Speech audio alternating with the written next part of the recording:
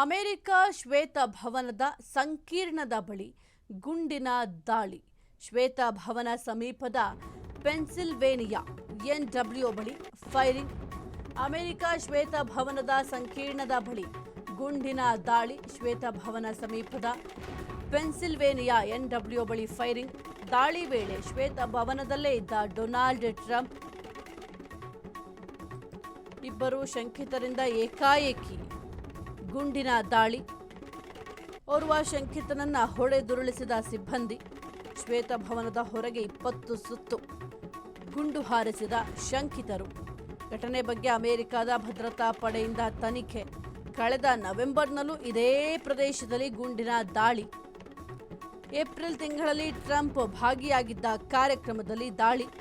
Donald Trump ಗುರಿಯಾಗಿಸಿ ದಾಳಿ ನಡೆಸಿರುವ ಶಂಕೆ ಕೂಡ ವ್ಯಕ್ತವಾಗ್ತಾ ಇದೆ. ಇನ್ನು ಅಮೆರಿಕ ಶ್ವೇತಭವನದ ಸಮೀಪದಲ್ಲಿ ಗುಂಡಿನ ದಾಳಿ ನಡೆದಿದೆ.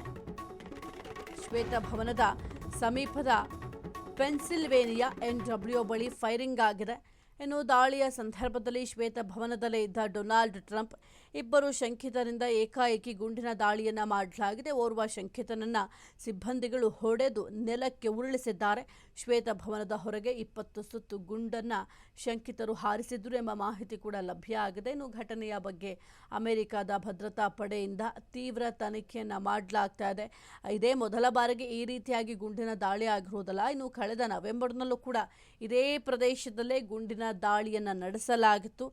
ಅದೃಷ್ಟವಶಾತ್ ಯಾವುದೇ ರೀತಿಯ ಸಮಸ್ಯೆಗಳಾಗಲಿಲ್ಲ. ಏಪ್ರಿಲ್ ತಿಂಗಳಲ್ಲಿ ಟ್ರಂಪ್ ಭಾಗಿಯಾಗಿದ್ದಂತಹ ಕಾರ್ಯಕ್ರಮದಲ್ಲೂ ಕೂಡ ದಾಳಿಯನ್ನ ಮಾಡಲಾಗಿತ್ತು. ಈಗ ಮತ್ತೊಮ್ಮೆ ಶಂಕಿತರು ಫೈರಿಂಗ್ ಅನ್ನ ಮಾಡಿದ್ದಾರೆ. ಡೊನಾಲ್ಡ್ ಟ್ರಂಪ್ ಅನ್ನ ಗುರಿಯಾಗಿಸಿ ಈ ಒಂದು ದಾಳಿ ನಡೆಸಿರುವ ಶಂಕೆ ಕೂಡ ಸದ್ಯಕ್ಕೆ ವ್ಯಕ್ತ ಆಗ್ತಾ ಇದೆ.